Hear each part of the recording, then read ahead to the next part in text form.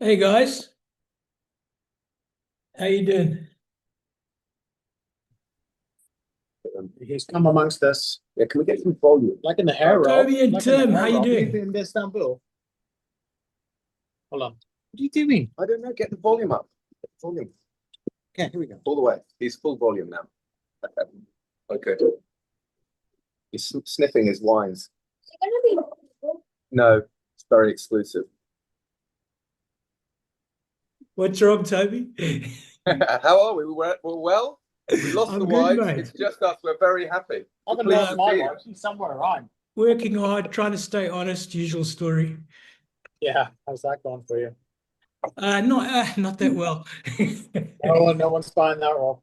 No one's buying that. Yeah, life goes on. It's interesting. I've been talking to the accountants and stuff. It looks like this year's going to be better than last, which is amazing.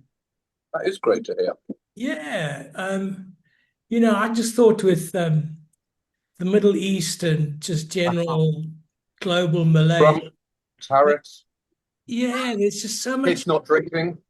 Maybe people are, maybe it's a bit of a COVID effect. People are staying home instead of traveling and drinking home instead of eating out, that kind of stuff. So, Not um, us. We're doing both. We're going for dinner after this. yeah. What's your how's your auction business versus traditional business? Where are we Well, on it's that? interesting, mate. When we started the marketplace thing, I was sort of hoping it would be a nice little adjunct to the retail, but it's ended up being a big part of the business. I'd say conservatively it's 30%. This Ah, month it may even knock 40 or 45% of our business. wow. Yeah. And Um, you brought a whole bunch over in bonds now, aren't you? Or you're doing something quite yeah, cool? we're doing our first bonded sale straight after this current marketplace sale. And then I've got a private client who's shipping a bunch of stuff out of the UK, probably about 150,000 pounds worth, Oh, going into bond, and that will happen probably early June. So there's a people who are working in Singapore with offshore holdings of wine in the UK are wanting to sell it down. And there's such a drastic oversupply in the UK, giving the They get a better price opportunity here. to sell here seems to be of interest. So, So Rob, um, so you're saying instead of him trying to sell that 150 grams worth of wine in the UK, it mm. makes more sense for him to send it to you, you pay all the tax, and then you to actually No, well, hunt it. this guy's a monster. He's been collecting wine for 20 years. He has multiple storage accounts in the UK. Um, and this is really just a test of it to see. I think the critical differences are he has access to drink the wine as well if it doesn't sell at the prices he wants. Um, Bonded storage here in comparison to the UK is how many bottles is 150k sterling not, by? not that much. Oh, Wow. wow. It's by volume it's not softer, more unctuous, fleshy kind of component to it. What else is interesting in here? Yeah, the gumboot clone of the Rangi, very famous. We have to say allegedly the DRC clone that was stolen and smuggled into New Zealand in a gumboot.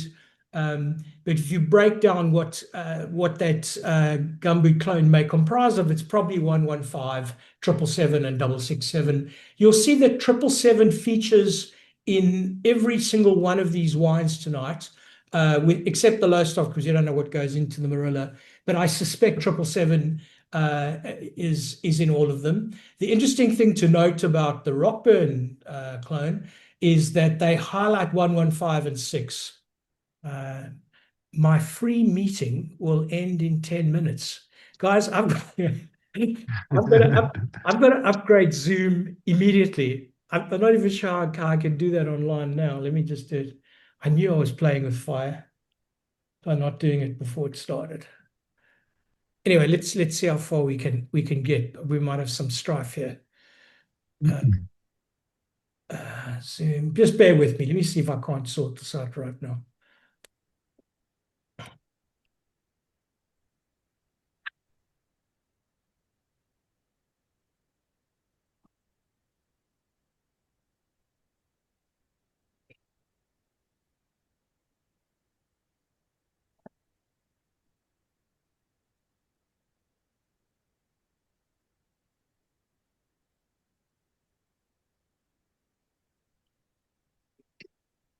Plans and pricing.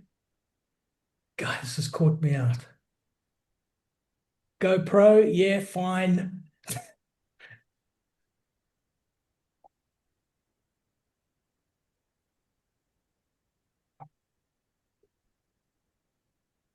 Nearly there.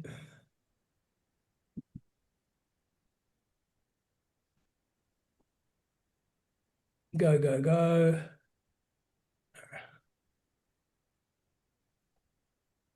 Bear with me, it needs an expiry. Jeez.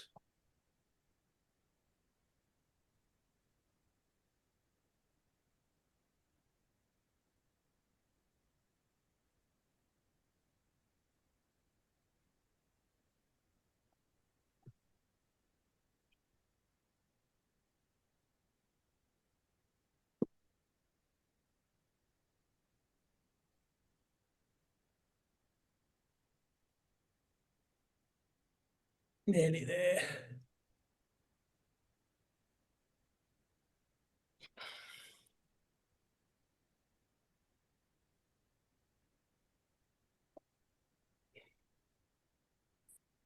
And we're good. So going back to the grid.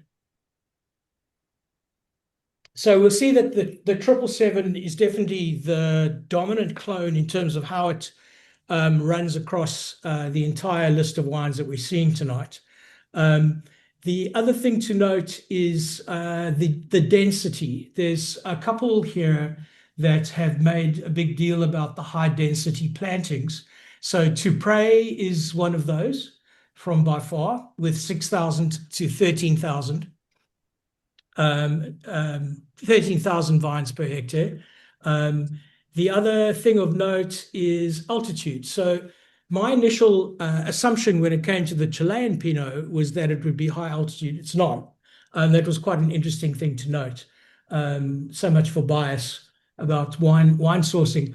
Between 100 and 300 meters above sea level. The other wine tonight that is very much lower altitude is going to be Rangi, which is almost, I think it's 15 meters above the riverbed, which flows all the way through Central Otago to the ocean. When it comes to Tout, this is one of the highest altitude ones, between 300 and 500 meters, as is the Rockburn 12 barrels. Most of the Rockburn in Central Otago is only 200 or 300 meters. The site for the 12 barrels is a very unique site coming from that producer much higher than in altitude than the rest of their production. So let's have a look at the phenolics now of the 6 wines. What's really interesting is I made notes on decanting, which I don't normally do in the detail that I did tonight, but it's really interesting. There's not a single one that I recall based on phenolics that I'm recognizing in the glass now. So these were opened, checked for cork taint of the few that were in cork, Tout being one of them, which is quite interesting. As a New World producer, they still staying with cork. If you start nosing your way through all 6 of these wines, what jumps up at me immediately is the reductive notes on number 2. Now, the reductive component, I didn't pick up at all when I was decanting on any of the wines, and I nosed all 18 bottles that were opened.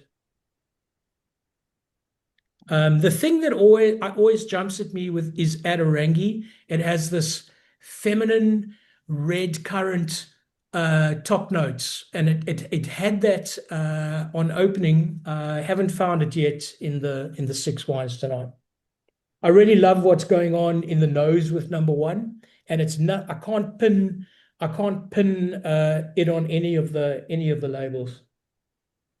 This reductive component is just driving me crazy. I can't, for number 2, can't place it at all. Maybe by Farr, maybe. I really love what's going on in the glass with number 3. For me, it seems quite complete, quite resolute. I would argue that it's probably one of the most finished of all 6 of these 22s. at the back of my mind, I'm thinking of the Santanay, right? And the Santanay on opening had a shy nose. None of these wines are shy now. So I'm not going to be able to pick it up based on that tracer. Yeah, I really love the nose on 3. The nose on 4 is a bit blah for me. It's a bit kind of it's there, but it's not giving much love. And maybe for that reason, it might be the Santenay, because my note on decanting was the Santenay was quite shy. There's a number 5, there's a kind of dusty, potpourri, talky kind of action going on with 5, which I really love. Reminds me a little bit of what the older by Farrs can do over time. Also on 5, a little bit of vegetal action on the nose. Yeah, it's quite complex. I'm really loving what 5's got to say on certainly phenolics wise. And I like 6, a little subdued.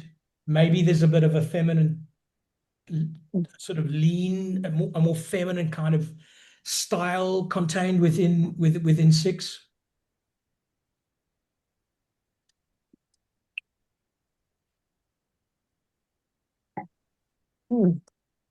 I really like 6. Sort of, there's a definite element of granite, which is not something that it maybe would be something that by far evidences. The interesting thing about the Tout from by far is it's 3 distinct sites in an amphitheater, all on its own. Super high planted vines, but the 3 sites in that amphitheater are all distinctively different soils, and they're all giving different characteristics to the finished wine at the end.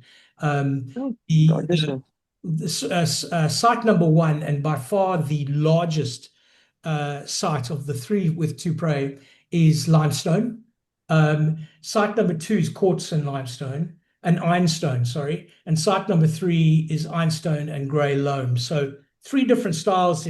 If Nick was here, he'd be able to help me with what each of those 3 are bringing to the party in terms of styles. Really finished, really beautiful. It's quite a heavy wine, number 5. It's quite fat at the moment, but these are young wines, right? It's quite fat, but I've got great belief in its longevity and its ability to actually run for a while. Sorry, I've managed to disappear off the screen. I'm not sure why. Right, number 3.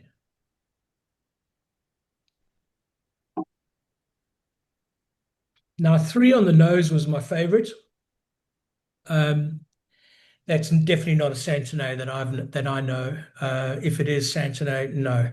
I'm starting to think that 3, because of its density and it's kind of, the flavor profile is quite crunchy in a sort of Von kind of way, texturally, but sorry, the crunchiness is a textural component.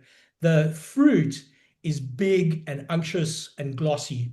And I think that's a New Zealand wine because of that combination of that beautiful electric kind of crunchiness that you get out of Centro Otago with some dark spice. I'm going to put a flag in that as being Rockburn, I think. That reductive thing, maybe I'm obsessing a little bit about the reductive component in 2.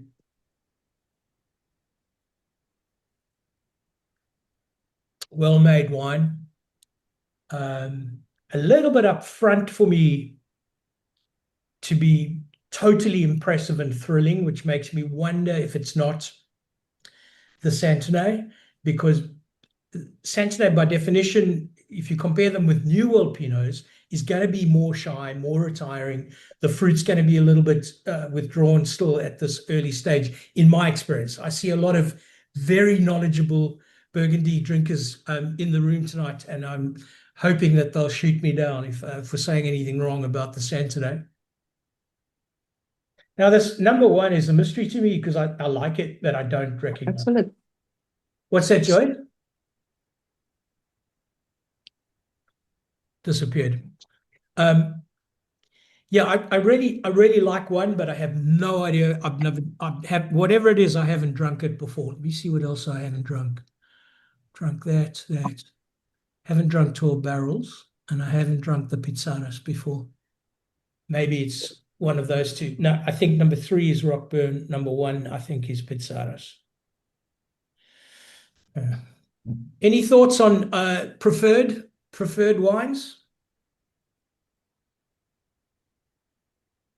I'm just going back into my notes again.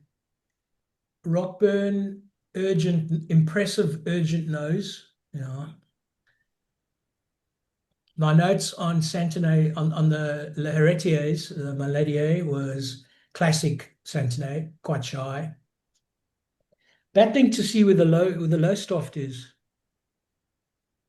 because that big sort of generous fruit spirit that comes out of low stoft is not emulated here.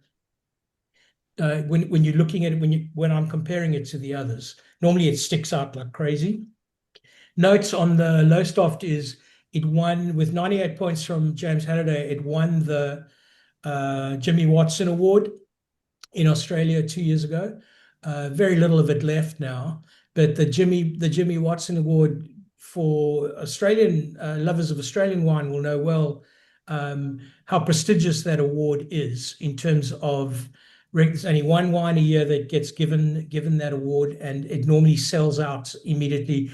Our wine buyers, thanks to Lou, we managed to get a lot of it, and we've powered through that wine.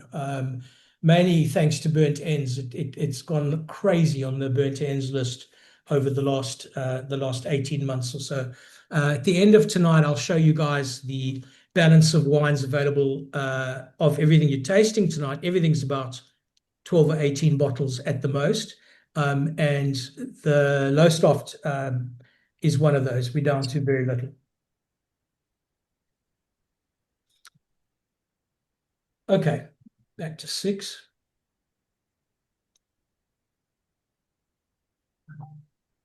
Six is quite finished. It's quite light. It's quite deft. I would say that, to my mind, it's the most nuanced of everything that's on the table. However, it's not Burgundy. It's not Old World. It's definitely New World. It's definitely one of the higher altitude New World Pinots on the table tonight, I think. And I don't think it's Aussie. I don't think it's Aussie.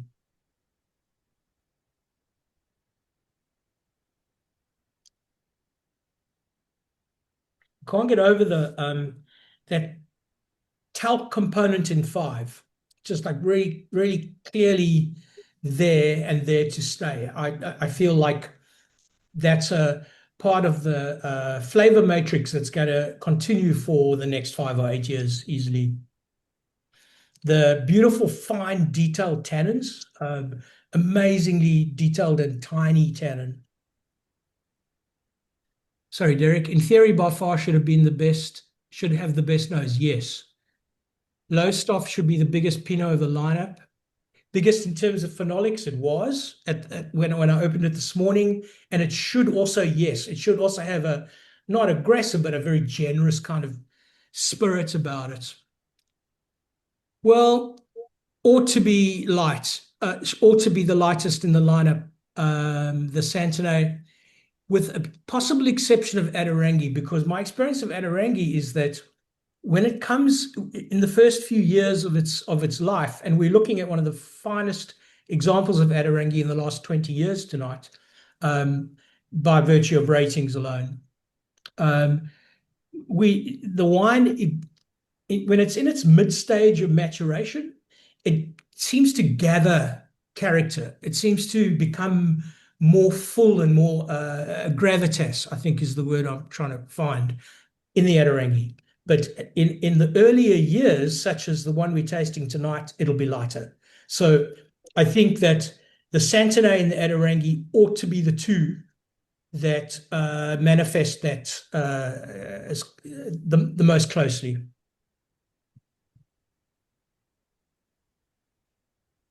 And then when it comes to the Pizarras, no idea. All I know is it gets humongous ratings. It's now distributed through Laplace, the negociants, which in itself says quite a bit about the prestige of the wine. Interestingly enough, the Chardonnay is even more highly rated. It has a 98 suckling rating, the Pizarras.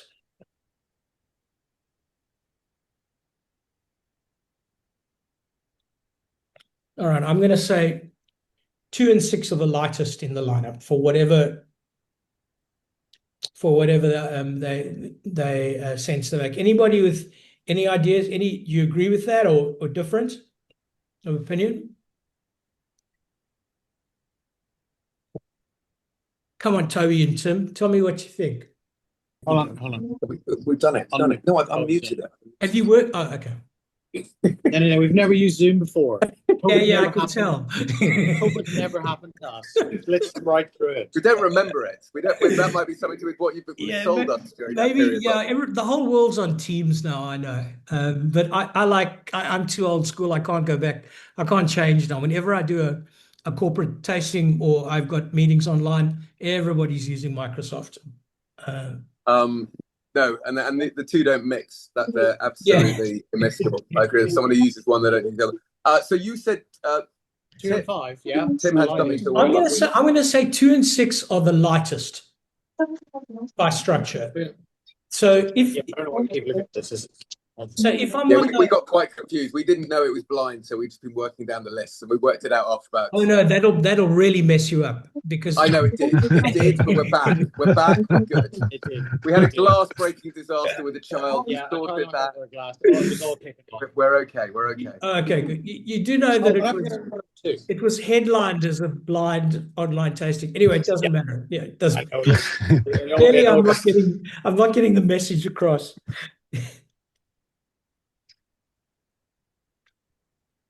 Okay, I have no idea what 4 is. I can't. Looking at this list, I can't see it. I think two is New World. I think. Can anybody identify the Old World? Well, that's where I'm at because Derek's point is right that the Santenay should be the lightest expression on the board tonight. I countered by saying yes, and the Rangi should be the lightest expression of New World on the board tonight. So is that 2 and 6? I'm saying 2 and 6. So if you look at those two, which one is the more Burgundian or more Old World-esque of the two? It's not. I just tried 2 again. It's not that. That seems very New World to me. Does it? Okay. Yeah. And then compare that to 6. Yeah, it's very New World. I thought. All right. I might be completely wide of the mark, but I thought 4 was the one that tasted the most different to them all. But that was okay. So that might be the Pizarras, right? The Chile. Yes. Yeah, that would be the Chile. I'm not sure, but it was just very different than everything. I mean, the only thing I've got to go on is it's the highest rated Pinot Noir year in and year out of Chile. What's really interesting about it is it's not a high altitude expression. It's virtually sea level at 100 meters. In fact, it probably enjoys a maritime influence at that sort of altitude. So, and also I've never had it before. So that's kind of the only thing I'm hanging my hat on. And I think we're a big fan of 6, not a big fan of 1. You're not, I've got to say. And I'm wondering if that's just Lowestoft just not talking tonight. Yeah. Okay, so if we say 2 and 6 are Rangi and Santanay, and you reckon 2 is New World, and that means 6 is Santanay. And I'm not sure I can agree with that. It's too New World for me. The 6? No, the 2. I would say 2's more Old World-esque. Oh, he said 2. Yeah, okay. I would have agreed with that actually. Yeah. You wouldn't, Stefan, or you would? I would agree that the Tout looks more like a French wine to me. Yeah, I think so. But I'm not expert. Yeah, but I mean, I'm not either. I'm just a salesman. But I think that We don't even know how to work Zoom, so I don't know. Yeah, that and don't know how to read also. Yeah.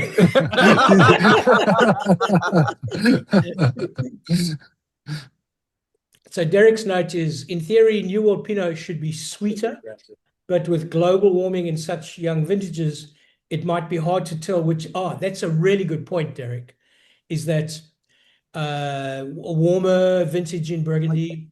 It was a relatively riper expression in 22 than certainly riper than 21, which, if I got it right, was colder and a little wetter, or colder than 22. 22 was warm. Yeah, so that's an interesting point. Maybe that's one of the reasons why we're battling to see it stand out, because it's this great leveler climate changes having a negative influence on Burgundy. But do you agree that the nose on 6 it's more expressive than the nose on 2? Yes, right?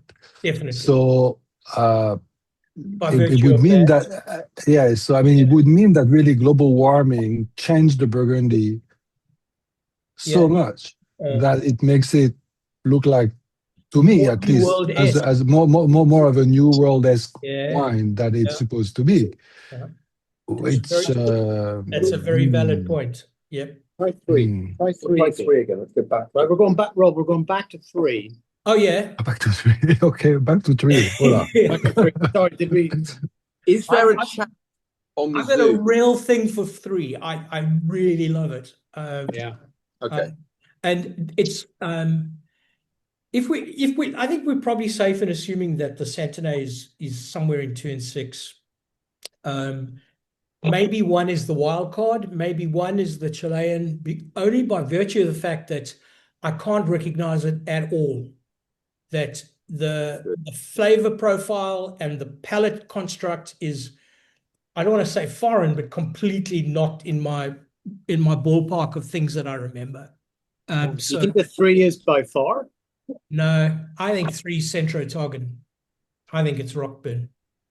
Yeah, I was going to say New Zealand. Yeah. And I don't think it's Rangi, which is that kind of more mild or softer, more feminine approach to Pinot as a rule, by comparison to Centro-Otago, which is more dramatic, more gothic, more of a spice component.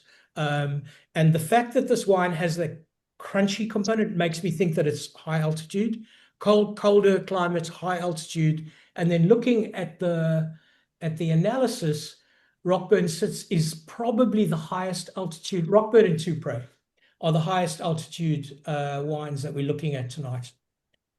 See, Mammy, are you lacy? Are you feeling lacy in that one? What for the Rockburn? No, you're not lacy. You're impressive. Urgent nose. I got that on decanting. But the one thing I've got to say to him is that everything that I opened at 8:30 this morning and sealed is different from what it smelt like this morning. Completely evolved, totally different wines. It's really and because I do so much of this, often I can find traces when I taste them earlier and then drink them later, but no traces tonight. None at all. Okay, gun to head. Where are we at? Okay. What's the collective? Collective? So Rockburn, I'd say number 3 is Rockburn. 4, I've got no idea. Have we eliminated everything? Maybe 4 is the Maison. No, we haven't. There's 1 still missing. All right. Which is the two Kiwis. Have they been done? The Rockburn. So what do we think the Chilean? What do we think the Chilean was? I thought that 4 was the most different, but I didn't know if that was 4 is most different. Yeah. I think the Chilean sitting in 1 and 4. I would say the 4's got a really funky nose. Well, yeah, but you know what's quite impressive about 4 is as you're drinking it through, it's one of the longest. In other words, the flavor experience is very, You said- very lengthy. I did say. You did say I it did does. rock It goes on, I don't wanna make a it big goes deal on for a about long time. You said that. Yeah, yeah, and that's that's a sign of a superior wine, of course. I'm a superior drinker. I mean, Yeah. And it's also a sign that I think New World. I think we've kind of ring fenced New World, Old World as number 2. So number 5, thoughts. So if we say 5 is New World, and we compare it to 6, 5 is bigger than 6. Yeah. So if we think that 6 is the Rangi, 5 might be Australian and might be the by far. And what do we think 3 is? I think it's Rockburn. Rockburn, yeah. Because I thought that was sort of a little bit more jammy, a little bit more. But mate, Bit what more. about that beautiful electric acid? I agree with you, and with the jamminess and the richness. You know, usually I often talk about Centro-Otago Pinot being Christmas cakey. In other words, it's nice to drink for a little bit, but it's not nice to drink for a long time because the spice component and the sort of huge muscularity of Centro-Otago often becomes weary after a while. yeah. So of those wines, which one would you sort of like want to take the bed? What as my favorite? Like not just your favorite, but like you. That's the thing. Some of them are great with the taste at first taste, but then you don't want much more of it. Yeah, you've also got. Are you guys eating while you're drinking? It's always a good thing. We're just having a little. Yeah, we're having some snacks. Okay, because that's great. I don't. I sort of raw dog it, and it's never a good idea to do that. I've got to become a bit more pro about, because your palate's going to change as you're tasting these wines. Most definitely. And now I've gone back to everything 4 or 5 times. I'm probably getting a little muddled. That's why the first taste and the phenolics are usually the ones that win. They're usually the markers that endure. Oh, it's a bit of bias. Yeah. But So- yeah. All right. Can I raise some? Sorry. No, that's okay. Are we ready to vote or not? Can I raise before we vote? Can I raise one idea here, Please, please? Stefan. Yeah. So when we look at the oak, right? Yep. The number 5, Yeah. 1, 2, 3, 4, 5, the by far Yeah. is really different than the other ones, right? 100% new French oak. Yep. The other ones are between 15 to 30%, right? With Yeah. more of them, most of them being close to 30%. Yeah. So somehow I would have expected to be able to find that difference between 30% and 100% of new French oak. It makes a big prominent, difference. is it? But somehow I'm not able to identify which one would be 100% French oak. Yeah. I don't know if anybody had been able to find out. It's a good point. Is it the smoothest one? I wouldn't think so. I mean, I would think it would be actually the one with the most because it's a really interesting point, Stefan, because if you think of new French oak in the context of number 4? Cabernet or Merlot, How long is it in? it has a big role to play in the flavor profile. Yeah. And we're not really seeing that here much at all. Absolutely. I was thinking that would be one of the points I could find, but somehow Correct. cannot. I can't pick it. Where's my vanilla? Yeah. Where's my vanilla? Where the elbows, right? That sort of muscular. Yeah, exactly. Number 3. I think it's number 3. 3. You would think? Okay. What, for the 100% new oak? Yeah. No, I think the expressionism of 3 is because of the acidic structure of high altitude terroir in New Zealand. I'm going to say that there's very few Australian Pinots that give you that electric jazziness. In fact, I can't think of a single one. Maybe Beechworth. Yeah. Maybe Beechworth, maybe Gioconda or Savater or one of those guys from a textural point of view, but I can't think of anywhere else that has. So Derek has a note on the Errazuriz. What Derek keeps saying.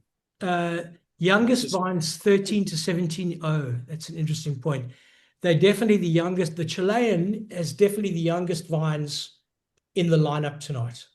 And the winemaking, based on my research, seems rather minimal. So it might be lighter in concentration and stuff. Derek, what about, I'm thinking about those other really high-end Chilean wines, like the Stones, the White Stones Chardonnay, and there's a Pinot that gets produced off the same vineyard. We can't find the chat. Could Derek tell us? That's all. Oh, okay. Well, I'm reading whatever Derek tells me in the chat. Derek? I know that's fine, but if Derek could answer you, then sorry, we just can't work the iPad. Oh, okay. Yeah. Derek, answer the question if possible. So, Derek, what's the question, mate? Well, you asked the question to Derek, not me. Oh, okay. Derek, do you think that the Rockburn, the Rockburn might show as the most mineral in style of everything tonight? In your experience of Central Otago and Pinot?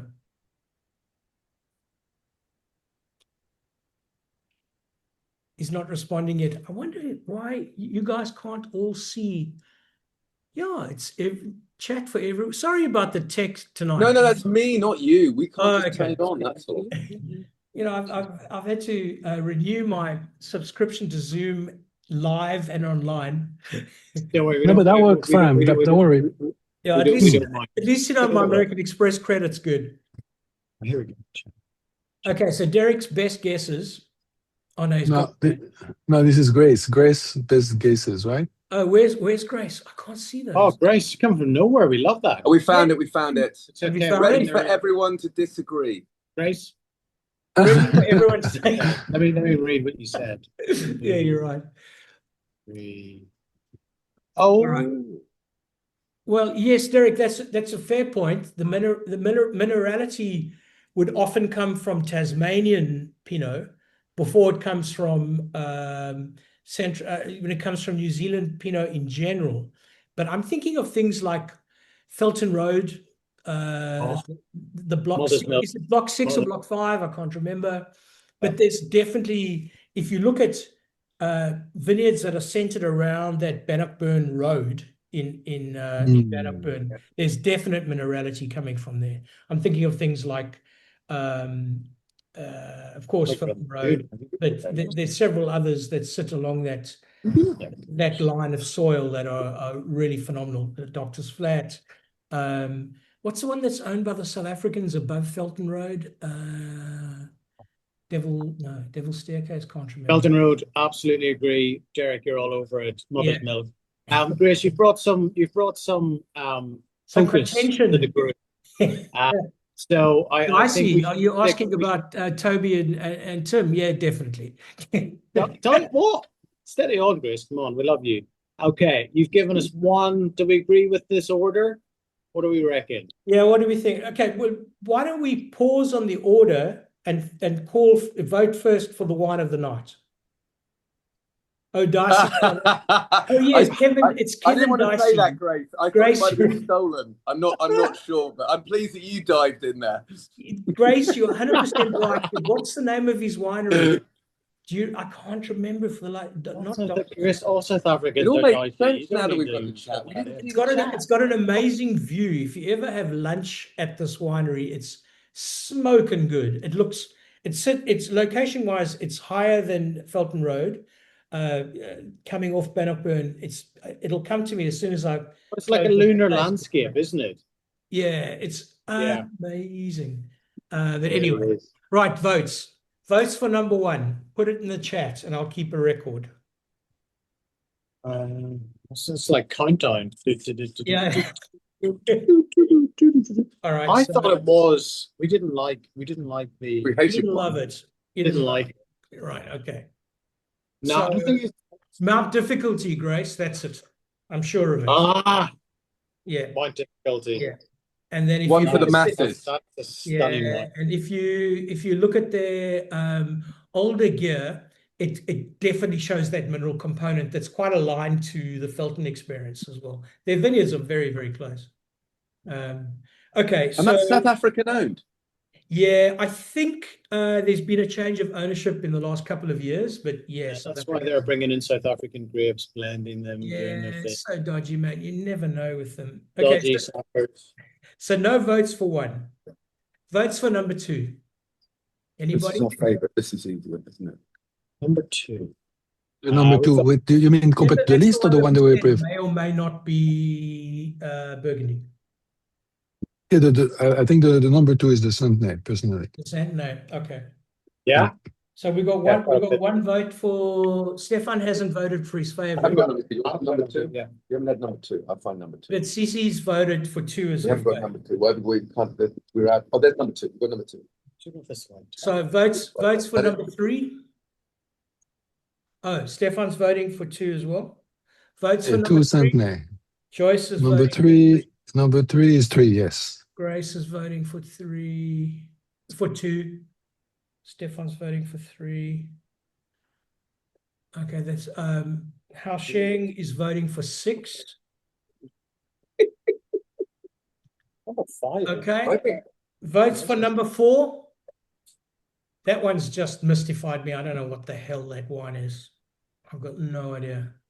I like it. I just don't know what We reckon it's the Chilean.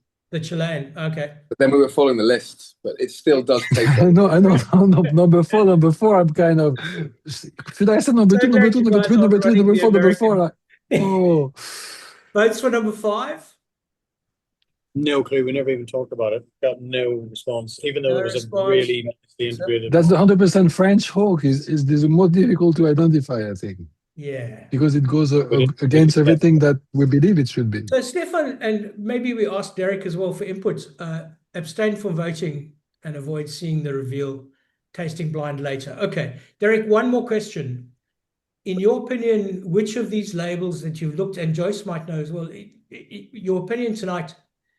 If you were to put New French Oak as a predominant identifying marker, where would it be in this lineup? I cannot tell. I've tried so many times to find it, but I could not identify it. I don't know. All right, I'm going to put my money on number 3 as my favorite. So that means 2 and 3 tie for wine of the night based on what the people who are tasting it live tonight. Derek, I'm going to. So wait, we haven't voted. I thought I was going to say. I look. Yeah. No, I was going to say. I agree with you. I think 3 was just the warmest, as in just something more. It had sort of integrated, but 4 was just so funky and different. I'm somewhere between the 2. But if you No, 3. If you put a gun to my head, I think it's probably 3. Yeah, I'm with you on 3. I would say 3 before 4. For me, I like the fact that 4 is standing out as something different. But you know, mate, it's often the case when you look at big wine competitions as well, when these guys are working through 30 or 40 wines in a sitting, especially when you're looking at New World wines and things like Shiraz, and you're thinking in context of what Robert Parker's style used to be of Australian Shiraz, those big, humongous wines with more of a personality, used to stand out and win a lot based on the taster's palates after tasting them and working through them. Yeah. So there's this kind of decreasing economy of scale to. I reckon 3 is by far. We don't disagree with you. We did a Riesling day tasting, and at the end of it, we went home with what we thought was the best, but it was the only oaked Riesling out of California, and we kind of then worked out it was the only different thing we drank, so we bought it. I took 60 bottles, I know. and there's 59 still. Put it on the marketplace. So Derek says, in his experience with all the Farr Pinots, he's never gotten oaky notes, either young or old. So this is an answer to the question about the Farr 100% New French, right? He's never gotten oaky notes from them, young or old. Their 100% new oak must be very well done, well integrated, and somehow the oak must not be a very high toast level. Oh, the toasting component, that's a data point for sure. If we were really digging down, if we were really geeking out, we'd ask these guys the toast level of their barrels. If we Yeah, wouldn't yeah, answer the yeah. question, but that's a really interesting point. Dinner appointments. The degree of toast component to the wine has a big impact. All right, so what I'm So going when's to the do? reveal? Hmm? When's the reveal? I'm doing the reveal now. Okay, okay. So Oh. bear with me. I'm opening it. I feel like I'm at the Oscars. I'm sort of leaning in. Like, I'm literally leaning in. We can't see Derek leaning in. We have no idea about Grace. So Derek, you might want to get out of the chat now so it doesn't mess up your tasting for later, because I'm putting it in the chat. Is that okay? I think it's okay. Derek, cast your eyes northwards. There we go. It's in. Oh shit, it's too small. All right, I'll walk you through it. Okay. Oh, you can see it. Okay, you can. Yeah, You yeah. can't see what we Oh. can guess one. Oh One my was the Chilean. God, Chilean. completely Is- off. One was the Chilean. Oh, we didn't like that at all. No. Only the 6 we got the last one at least. I was completely wrong The about French was Three. three. We love three. We love The three. The best- French is 3. Yeah, that's just crazy. That's And really four's crazy. the funky I'm telling Tasmanian. you. The Tasmanians always taste different. So where's the low No stop? way. It's so interesting because the low stop is something that I really thought I could pick, and if someone gave me that glass and said that's low stopped, I would have said no, it's not. It's crazy how different it is. So at least we got the Rangi right. We got Yes, yeah, at least we got that one. we Yeah. picked that. And going back to 5, the point that Derek made about this really well-made wine and really integrated, I think the fact that the soil, they have 3 distinct soil types, and by blending those fruit types, those characteristics together, you're getting a more composite finished wine that is allowing the fruit to speak rather than the oak. That's the only interpretation I can have for that to pray. But I think what's coming out of this tonight for me in a rather big way is that for me to think that number 3 was Rockburn and was a Santanay, that's crazy. But it wasn't light. Number 3 wasn't light. No, we thought the New World was light. Correct. I said Old World was light. Old was and white and light, and the Get rid Rockburn. of those preconceptions. Yeah, really, really straight. There's still something that I cannot reconcile, right? Because the by far has 100% new French oak for Yep. barrel plus 100% wall bunch, which Yes. means that potentially we should get the most tannin there, isn't it? Yeah, it's not there. I mean, on paper we should get the most tannin there on this one Correct. compared to anything else, but Yeah, we don't it's find not it. there. Yeah, really But- astonishing. Stefan, has that vineyard been taken over by South Africans? I mean, that's No. probably No, the video No. we're talking about. because that might explain the dodginess. Totally possible. I'm just throwing it out there. No, I don't think the South Africans will get anywhere near. Oh, thanks, Grace. I feel reconciled, right? I was so sure that Rockburn was number 3. That's the 100% oak. You get oak on the nose? A little bit, but it's not like nothing. It's not big, right? It doesn't. No, it's it's not subtle. big. It's subtle, but that's What's the one that had eucalyptus? But that's the beauty. Oh, the pepperminty one. What was that? I've forgotten now. I mean, that the was eucalypt. Yeah, there There was bit a sort of eucalyptus pepperminty one, but my Yeah. taste buds, I couldn't remember which one that was. Well, That was it fun. The only thing that I recognize in number 3 is the Santenay, is the color. The Oh, okay. rest is. So is Santanay typically showing a richness of color? Is that something to be expected? Okay. Well, it's good. You were leading the witness because you said it would be light, and it was one of the darkest, wasn't it? I apologize to the my learned friend. I definitely led the witness on that. Well, this has been thoroughly interesting, guys. Thank you so very much for all joining in. I appreciate the interaction as well. I'm going to send you, in fact, I can do it now,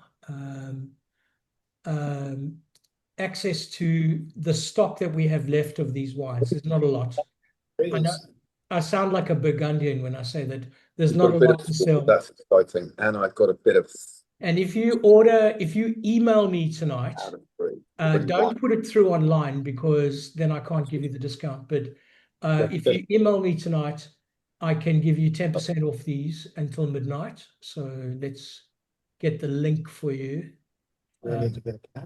On the site listed as blind. What I've done as well, because there's so little of this wine available, I've included the subsequent vintage. So it's now in the chat. So by far, for example, we've got just a handful of bottles of 22 and we have a handful of 23, and there's none available of either of those vintages until the 24 gets released in September. So there's a lot of that going on. The Santanay, 2 bottles left, I think. If you hit that link, you'll see it all. At Rangi, we've got a little bit. It says 0. Santanay 0 already. Oh, it's gone. All right. Okay.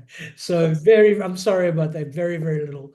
I have a couple of European banks that buy that like crazy. We have the earlier vintage, the 19 Santanay, which I put in the link. That's just come in at a slightly lower price. Anyway, guys, that's it for tonight. Merci beaucoup. All I can say out of this is that blind tastings just are incredibly revealing. They're amazing, and I love them. I literally know. Yeah, so we'll do them more often for sure. I hope to see you at the Grenache one. What we're doing, that's on the 15th of May. And what we're doing with that, it's not high for us. It's got to be 96 points or over, New World Grenache. Okay, look, there we go. Yeah, so it's really, really tight. We've got things like the Turkey Flat 22, which is a 97 pointer. So you'll find that online. It's about the rosé. It's a rosé. It's about the rosé. Yeah, and that and the rosé. Yeah. Anyway, thanks all. Have a good long weekend. Thank you for joining. We'll see you soon. Thanks. Bye, everyone. Thank you. Thanks so much, Rob. You're welcome. An Good absolute night. pleasure. Okay. Thank you. Tour de force. Well, I have one quick question for you, Rob, before you drop off. Yeah. Which is fine. Which was awesome. What have you got lined up next? What other wine tastings can we expect? What have you got? I've got online stuff. I've got this Grenache thing. I've got by Farr with Nick Farr. We're going to do the Errazuriz releases in July, which will be really good. It'll be a global release. We're getting it before anybody. Australia only gets it in December. We're getting it 3 months early, and we're the first people to get it globally. So that'll be quite cool. I've got Col Dolce. I've got 4 seats left on the 22nd of May. Oh, yeah. Yeah, we're doing a vertical. The owners have subsidized that quite heavily. So we're doing the Brunellos. Paul Roger. Sorry? What do you say, Paul Roger? Sorry, the champagne. No. Col Dolce Brunellos. We're doing a vertical of Brunello. Yeah, I like and then in 2 weeks' time, I've got Voyager with the winemaker. We're doing all their latest releases, including their quite interesting. Margaret River always has a bit going. Yeah, it'll be quite cool because we've got an allocation of 12 bottles of their top Cabernet, which has only just landed in Singapore, I think last week, or lands next week. And we're tasting that with them, which will be quite cool. And it's super, super rare. Yeah, the people in Perth have got too much money. They just buy everything. And so they're not under a lot of pressure to export that Cabernet. So, really? So they're so loyal in that regard. That is interesting. Yeah, I go there quite a lot for buying reasons. And, you know, Toby, you go into the restaurants in Perth, money, like it feels like Palm Beach. It's just I'm there Monday, Tuesday, Wednesday actually, it's and they crazy, really crazy. The other one, the brand that I love there that's very niche is LAS. They do sort of blends, quite funky, cool blends. They're quite edgy. River. Yeah, so they it's L.A.S. and there's a pirate blend which is Torino National, and it's a really Tempranillo, really. Yeah, so that's really cool. And then they've got a really cult following, but they there's a very cool wine shop in Cottesloe that sells an awful lot of wine. That's also a restaurant. Oh, you're thinking of? I've been there. I love it. I know. It's so good. It's so fantastic. What the hell is it called? And they advocate. It'll come to me, but they love those L.AS and DV8 here. The wine bar has some of their stuff. They do some really quite edgy bottles of different things. Right. If you get a shot, I don't think they're probably would get on your radar because they're probably overpriced what they are, but they're very. It's driving me crazy trying to work out what that restaurant is now. What the hell is it? Because I've sat there, I've eaten there 6 times, 10 times. I know, and you walk around and you choose the bottle, and all the wines are sitting in the boxes, in the wine boxes. Completely, and it's very cool. Shoot the dog. It's so great. Well, listen, we're done, but listen, we're loving the Zooms. They're back awesome. On. Yeah, no, Thank you very much for that. All right. Thanks, Rob. Thanks, guys. We'll talk soon. Take care. Thanks a lot. Cheers, Rob. Right, Thanks. Cheers, mate. Bye-bye. Bye.